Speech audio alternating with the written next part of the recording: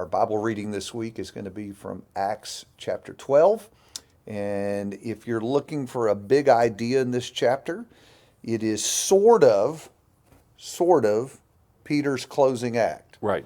Up to this point, he's kind of been the dominant character Right. in the story. But in Luke's style, Luke has introduced this other character, Saul of Tarsus, to be Paul the Apostle, who is now moving on in 13, going to begin to take center stage. Right. Peter will come back, but it's just for a little cameo role. That's a good way to put it. Essentially, this is Peter goes off grid after this. That's right. And Paul takes center stage. That's right. Verse 17, he departs and goes to another place when we're through with him here. So, So you have Herod, who's kind of reprising the Pilate role here, starts killing apostles, kills Apostle James, who is the brother of John, one of Jesus' 3 innermost disciples. And it is interesting. James is the first to die. The Apostle John, his brother, will be the last to die. They bookend the apostles' lives.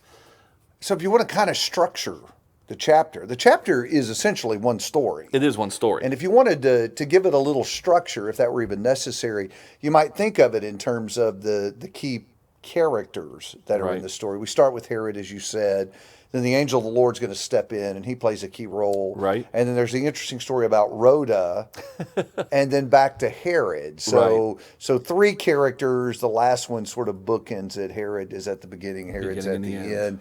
And he is really happy to be locking up Peter. That seems to please everybody, and so he's happy to do that. And it's the Passover season, just like the death of Jesus. They're putting him to death at the Passover, and that very night then, that Peter is supposed to die, miraculous deliverance. The angel of the Lord steps in, and boy, it's an intriguing sort of setup here with the way that he leads him out. A lot of detail supplied in the way all of that happens, and then you get to this third character, Rhoda, who's almost kind of funny. Everybody's praying for Peter, and she announces he's been released, doesn't let him in, and nobody believes it. And nobody believes it. Yeah. And so, boy, is there a lesson there about believing in the power of prayer? Sometimes we're almost surprised when prayers get answered. That's exactly what happens here.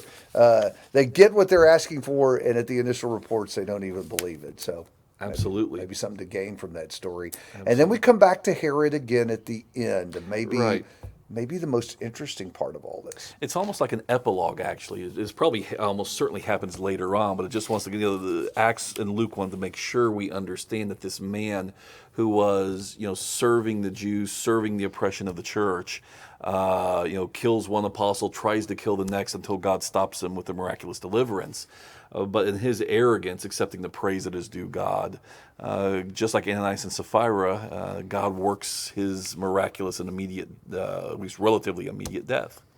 And so again, a king has now fallen who has opposed the church, and maybe a little bit of a harbinger too in terms of Rome's own limitations and pushing back as we turn to Paul's own story. Here in the coming chapters. There are a couple of things, I think, right at the very end that are worth noting. The first one's in verse 24.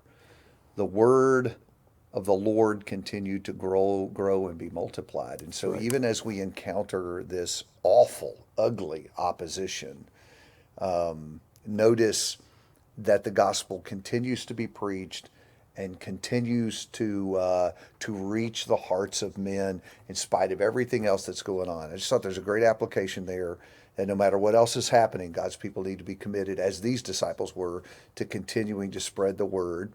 That's a great thing to remember in this day with all the garbage we're dealing with in culture and with viruses and all those kinds of things, to remember our work is to spread the gospel and keep adding our chapter to the Acts story.